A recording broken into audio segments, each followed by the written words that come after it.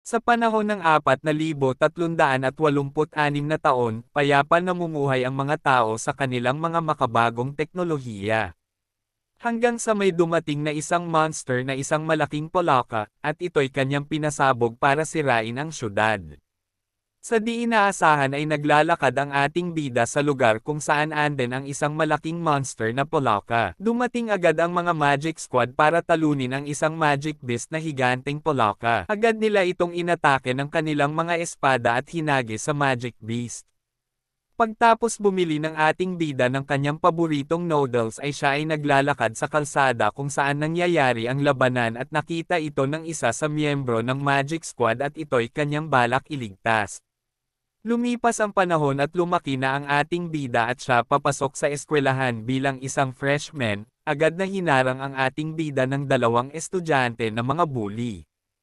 Hinihingian ang ating bida ng pera ng mga ito at nakita agad ng ito ng babae na isang legendary daughter ng isang kilalang pamilya na The Flower Fruit Water Curtain Group na si Sunrong. Tinulungan niya ang ating bida mula sa mga lalaki na nambubuli dito pero ang ating bida ay walang pakialam. Bumababa ang babae para makipagkamay siya sa ating bida pero binigyan niya lang ito ng pera sabay umalis kaya nagulat lahat pati si Sunrong. Sa unang pagsubok nila ay kailangan nila suntukin ang beast monster na giant frog, isa-isa sila na sumusuntok dito para malaman kung gaano nga ba sila kalakas. Pinagtatawanan lang ng polaka ang mga estudyante dahil ito daw ay mahihina. Hanggang si Sunrong na ang susuntok sa polaka para malaman ang kanyang score kung gaano kalaki, sinuntok ni Sunrong ang polaka at umabot sa 2019 ang kanyang score at natulala ang teacher na kumukuha ng data sa kanila at sigawan ang mga estudyante. Ang bida naman natin ang susunod na susuntok sa polaka, pero simple lang ito habang naglalakad papasok sa loob papunta sa polaka.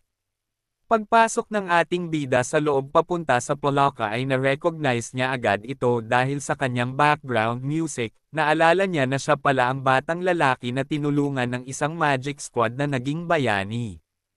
Ang batang lalaki pala na ito ang totoo na tumalo sa magic beast na ito, tinadyakan niya lang ito at pinulot ang nalaglag na noodles ng ating bida. Naalala bigla ng polaka ang nangyari bago pa siya nito natalo, iniipon ng ating bida sa kanyang kamay ang kanyang kapangyarihan pero di niya masyado nilakasan, at takot na takot ang polaka dahil sa alam nitong matinding lakas. Pagsuntok ng ating bida ay nasira agad ang screen na pinapanoorin ng kanyang mga classmate, pinilit niya na magpatay-patayan ang polaka para hindi siya ma-recognize na malakas. Napunta ang ating bida sa class elite dahil sa kanyang lakas pero ayaw niya sana doon.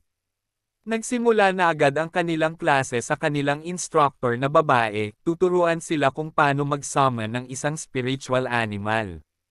Lahat sila ay nag-summon ng iba't ibang bagay pero kay Sunrong ay isang beast animal pero anyong buto.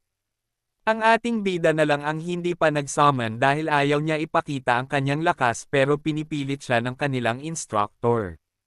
Dahil sa tinatago ng ating bida ang kanyang lakas ay hindi niya alam kung ano ang kanyang isusumon, kaya ang lumabas ay ang isang magical beast na polaka, kahit ang polaka ay nagulat dahil siya ay napunta doon, kaya ginawa ng ating bida ay ginawa niya itong aso.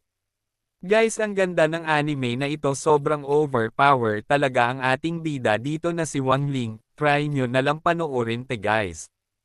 Ang title nga pala ng anime na ito ay The Daily Life of Immortal King. Guys, wag nyo naman kalimutan ako ay follow dito sa TikTok sa aking Facebook page at sa aking YouTube channel, andyan ang link sa comment section. Salamat.